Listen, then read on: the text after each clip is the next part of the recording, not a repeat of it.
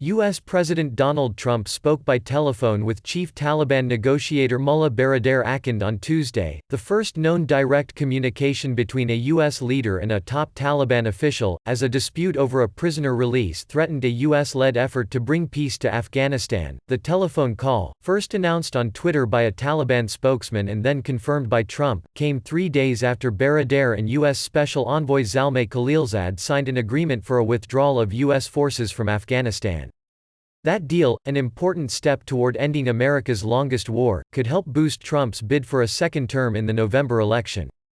It calls for a phased withdrawal of U.S.-led international troops and the start on March 10 of talks between the Taliban and an Afghan delegation that would include government officials on a political settlement to decades of conflict.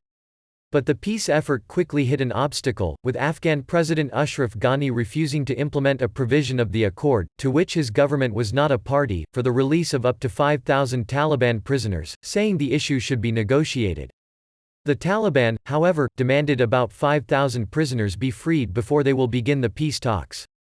In a statement on the Trump-Baradar conversation, Taliban spokesman Zabihullah Mujahid indicated that Baradar had given no ground on the insurgents' demand. Baradar said to Trump, "It is the inherent right of the Afghans that all the points of this agreement are implemented as soon as possible so that peace may come to Afghanistan," said Mujahid. During the 35-minute discussion, he said, Trump told Baradar that he would soon have U.S. Secretary of State Mike Pompeo speak to Ghani so that the barriers against the inter-Afghan talks get removed. Speaking with reporters as he left the White House, Trump gave few details of the discussion.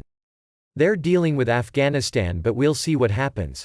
We had actually a very good talk with the leader of the Taliban," he said.